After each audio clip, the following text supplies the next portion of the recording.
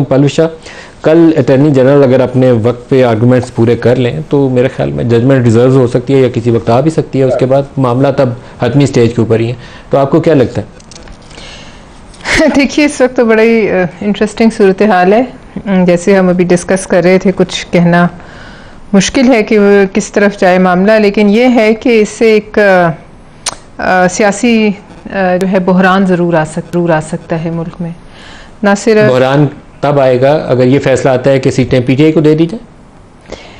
देखिए, वैसे भी इस तमाम मामले का यहाँ तक पहुँचने में कोई स्टेबिलिटी तो मुल्क में नज़र नहीं आ रही। आज तक जो एक सियासी स्टेबिलिटी थी वो तो इलेक्शन के बाद आज तक जो है वो जिसे कहते हैं, तो फैसला इधर को आए या इधर को आए, दोनों सूरतों में जो है वो है। और इसकी आप देख रहे हैं असरात, चूँकि ये हम अंदर से गैर मुस्तहकम हो रहे हैं, इसको सूरत हाल को एक्सप्लॉइट करते हुए अमेरिका और दीगर ताकतें जो हैं वो हमारे खिलाफ करारदादें पेश कर रही हैं। और करारदाद में एक चीज़ ज़हन में रखिए कि डेमोक्रेट्स और रिपब्लिकन्स दोनों ने बराबर की पाकिस्तान के खिलाफ वोट किए। तो ये बड़ा खौफनाक साइन है कि दोनों हमारे इलेक्टोरल प्रोसेस को नहीं मान रहे। देखिए, एक तो नदीम साहब, पहली तो बात यह है कि हमारा इलेक्टोरल प्रोसेस कैसा है कैसा नहीं, इसको हमने तय करना है। ये हमारा हक है, ये अमेरिका का हक नहीं है। ये जनरली पॉलिटिकली बात ठीक कर रही है, लेकिन आप पूरी दुनिया से इलेक्शन ऑब्जर्वर्स बुलाते हैं इलेक्शंस के लिए, पूरी दुनिया से दावत देते हैं, इसलिए कि आपको प्रोसेस को माना जाए। जमहूरियत में भी जब डोनाल्ड ट्रंप इलेक्शन के अमल से गुजरा तो उस पर भी ये इल्जामात लग रहे थे कि ये इलेक्शन फेयर नहीं है। मगर क्या अल गोर वाले इलेक्शन से वहाँ सारे प्रोसेस के ऊपर चल रहा है। लेकिन आप पाकिस्तान में दोबारा इस सुप्रीम कोर्ट के फैसले के ऊपर आ जाए। इस फैसले में जो सीनियर जजेस की ऑब्जर्वेशंस हैं बड़ी पावरफुल हैं। जस्टिस मंसूर हो, जस्टिस मुनीब हो, जस्टिस अतर हो, बहुत स्ट्रॉन्ग किस्म की, पावरफुल किस्म की ऑब्जर्वेशंस दे रहे हैं। जो अभी आपने दिखाई, अगर ये वक्त में वापस चले जाते हैं, जस्टिस मंसूर कह रहे हैं जी, तो फिर जाहिर एक सियासी बहरान तो ज़रूर आता है। फिर उससे जो ये इलेक्शंस हैं हमारे सेनेट के, ये भी मुतासिर हों, शायद हों, मुझे नहीं पता। रिजर्व सीटों वाला केस खुलेगा दोबारा। देखिए, अगर खुलता है, देखिए वैसे भी मुझे तो इस्तेहकाम इस वक्त नज़र नहीं आ रहा। और अगर गैर मुस्तहकम होना ही है इस सारे सिस्टम ने, और ये फैसला कर ही लिया गया है कि इसको हमने किसी और तरफ लेके जाना है, तो बस फिर क्या कर सकते हैं। रांझा साहब से पूछते हैं। रांझा साहब, आपको क्या नज़र आता है? ये सूरत हाल बड़ी इंटरेस्टिंग है इस वक्त सुप्रीम कोर्ट के सामने। केस का फैसला अगर आप लोगों के मुखालिफ आता है तो जिन रिजर्व सीट्स के आप उम्मीदवार थे उनमें से कोई एक भी आपको नहीं मिलेगी, बल्कि आपकी मुखालिफ जमात पीटीआई तगड़ी और तवाना होकर खड़ी हो जाएगी। देखिए, ये तो इस वक्त पाकिस्तान के अदालती निज़ाम का और पाकिस्तान के आइन का, जो दस्तूर का एक मैं समझता हूँ उससे मुतालिक एक बहुत अहम केस चल रहा है। और अभी इस केस में वाकई इसके जो सियासी रिपरकशंस होंगे वो अपनी जगह पर होंगे। और जाहिर है उसके साथ हुकूमती हमारी जो पार्टी है या हमारा जो हुकूमती इत्तेहाद है उसकी नंबर गेम पे वाज़िया एक असर पड़ेगा। लेकिन बात ये तो ठीक है, दस्तूर की होगी, सब कुछ हो गया, समझते भी हैं। लेकिन मैं हमेशा से एक ही बात करता हूँ कि आपने अगर प्रोसेस को ठीक करना है तो जहाँ से प्रोसेस ख़राब हुआ, जिस तरह जस्टिस अतर मिनल्ला साहब फरमा रहे थे कि वो बुनियाद में जाना चाहते हैं, तो बुनियाद में जाए ना। आप माना कि एक केस जो सबजुडिस है, एक केस जो इस वक्त ज़ेरे बहस है, उसके बीच में मैं ये नहीं कहूँगा कि उससे अलहदगी से कोई चीज़ जो है वो उठा ली जाए और उसको उससे अलहदा जो है वो मैनेज किया जाए। लेकिन मैं ये ज़रूर कहूँगा कि वो सारे फैक्ट्स जो हैं जहाँ पे आज पाकिस्तान की जमहूरियत जिस मकाम पर पहुँच चुकी है और जो हमारे सामने सूरत इस वक्त पैदा हो चुकी है, इस पूरे अमल को आप उठाएं और कहें कि कहाँ से काम खराब होना शुरू हुआ, वहाँ से शुरू करना, सही शुरू करें। माजी के इस्लामाबाद हाई कोर्ट के कई फैसले हैं जिनको निकाला जा सकता है, जिसमें मौजूद जजेस साहिबान जो आज इस बेंच में भी हैं उनके आगे हम भी पेश होते हैं कई केसेस में। राजा साहब, लेकिन आज मामला काफ़ी खुल के आ गया ना, जब जस्टिस आयशा ने सवाल किया कि जस्टिस आयशा ने भी किया और जस्टिस आई थिंक मंदोखेल दोनों ने प्रॉबेबली इसके ऊपर सवाल जवाब किए कि ये बाप पार्टी को जब आपने केपी में सीटें दी थी तो क्या बाप पार्टी उस वक्त अपनी किसी लिस्ट को जमा कराया था? केपी असम्बली के अंदर उनकी क्या हैसियत थी? तो उसके ऊपर जो जवाबात हैं वो पीटीआई को तकवीयत करते हैं, आप लोगों को तकवीयत नहीं करते। तो ये आपके मुखालिफ जाएगा मामला यहाँ पर। देखिए, इसमें जो बाप पार्टी का वकील है वो ज़ाहिर अपने दलाइल दे रहा होगा और हमारा भी वकील अपने दे रहा होगा। लेकिन इस वक्त क्योंकि ये मामला जो है ये ज़ेरे बहस है और इसमें किसी किस्म की भी जो इस वक्त कोई बात करना इस केस से मुतालिक कुछ कह देना कि ये कहाँ तक इसके बारे में क्या इसके रिप्रिकॉशंस होंगे और क्या इसका नतीजा निकलेगा, मैं समझता हूँ कबल इस वक्त है, क्योंकि कोर्ट में केस सब जुडिस है और इसके सियासी असरात जो है वो तो जाहिर है सबके सामने है, लेकिन सियासी असरात से हटके हमें जो इसके हैं मतलब देखना पड़ेगा कि पाकिस्तान में जो इस्तेहकाम है वो किस हद तक डिस्टर्ब होगा और हम किस तरफ जा रहे हैं,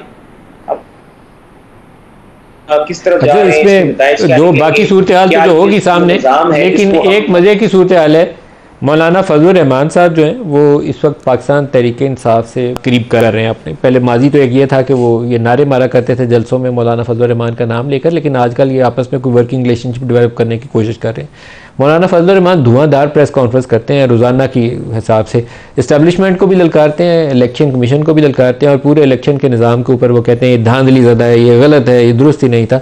लेकिन आज उनके वकील ने कामरान मुर्तज़ा साहब ने सुप्रीम कोर्ट के सामने कहा कि इलेक्शन का जो प्रोसेस हुआ है वो उसको सपोर्ट करते हैं, इलेक्शन कमीशन का मखसूस नशिस्तों का फैसला भी और इलेक्शन के अमल को भी वो इलेक्शन कमीशन की तायीद करते हैं। तो मैंने इससे ज़्यादा मज़े की और मज़ाक़ा खेज़ सूरत हाल नहीं देखी। पंजोथा साहब, आपके इत्तेहादी क्या कर रहे हैं सर बाहर और अंदर जाके? बहुत शुक्रिया नदीम मलिक साहब, आपने मौका दिया। पहली बात मैं थोड़ा सा इलेक्शन के हवाले से बात करना चाहूँगा, मखसूस नशिस्तों के हवाले से। उसकी तरफ आते हैं इलेक्शन की तरफ, ये मौलाना साहब की तरफ पहले कमेंट कर दे फिर उसकी तरफ ही चलते हैं, पूरा प्रोग्राम इस पर बात करेंगे।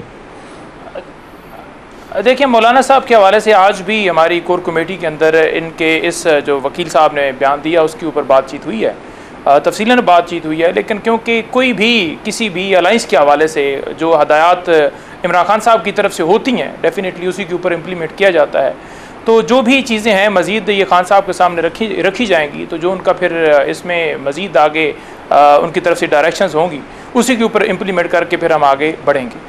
तो यहाँ तक ही कोर कमेटी ने जब ये डिस्कस किया, कोर कमेटी ने जब ये डिस्कस किया मौलाना फजलुर रहमान के बयान को और कामरान मुर्तज़ा के बयान को, तो वहाँ क्या चीज़ सामने आई कि क्या इमरान खान के सामने रखा जाए कि वो क्या फ़ैसला करते हैं कि इस JUI के इस स्टैंस के बाद सुप्रीम कोर्ट में इनके साथ चलना या नहीं चलना, इसके ऊपर इमरान से राय ली जाएगी?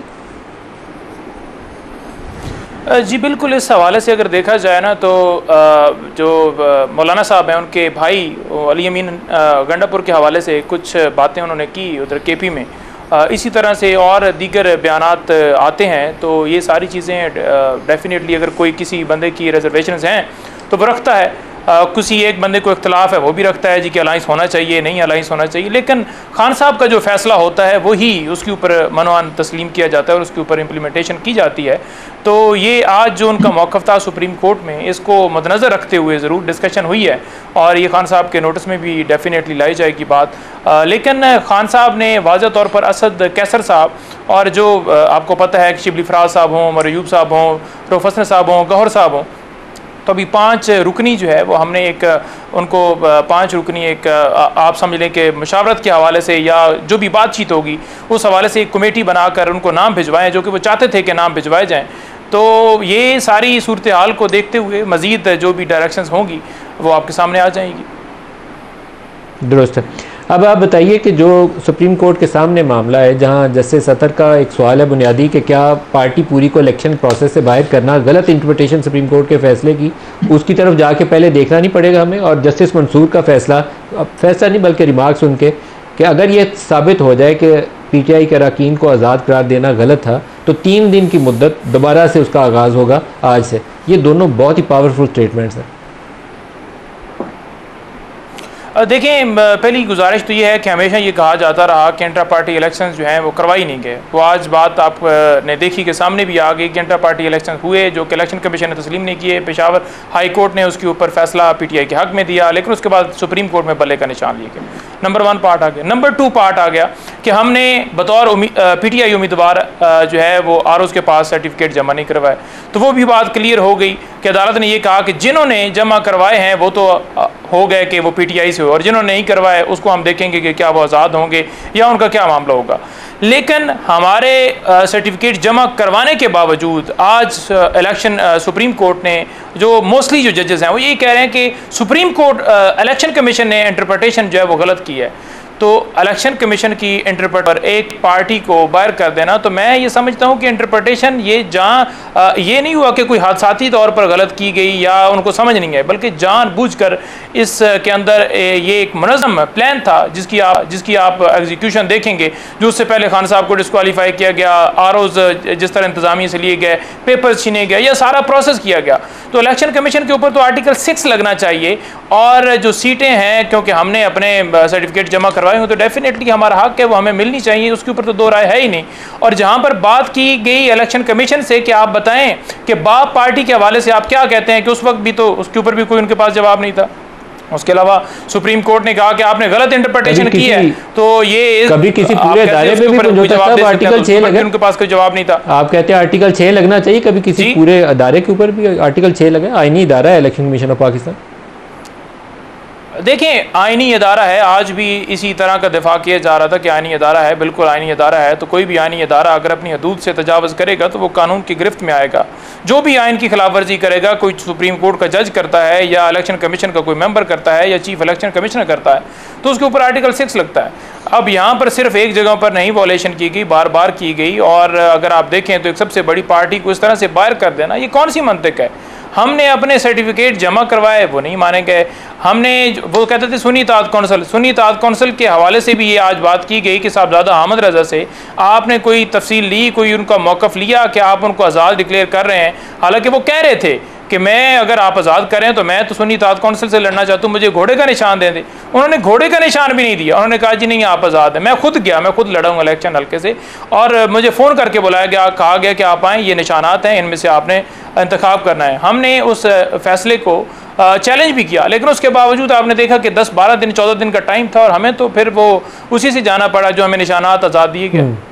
अच्छा, एक ब्रेक करीब आपसे पलफशा से पूछते हैं, ये बारी बारी रगड़ा जो है ना, पार्टी का निशान या पार्टी का नाम क्या होगा, सारी जमातें भुगत चुकी हैं, लेकिन इसके बावजूद किसी सियासी जमात ने अभी तक इसके ऊपर समझबूझ या दूरअंदेशी से काम नहीं लिया, बल्कि वक्ती मफाद को तरजीह दी। सबसे पहले पीपल्स पार्टी के साथ ये ज़्यादती की गई। पीपल्स पार्टी से पहले अगर चले जाएं तो ANP नैप वाला मामला वो हमारे सामने था, लेकिन रिसेंट हिस्ट्री जो मुशर्रफ दौर से शुरू होती है, पीपल्स पार्टी पार्लियामेंटेरियन बनवाएगी, सेनेट इलेक्शन के वक्त PMLN से शेर का निशान लिया गया, और इस दफ़ा पाकिस्तान तहरीक इंसाफ से यही कुछ किया गया। तो क्या सियासतदान दूरअंदेशी का मुजाहरा नहीं कर सकते? एक ब्रेक ले लें, हमारे साथ रहिए।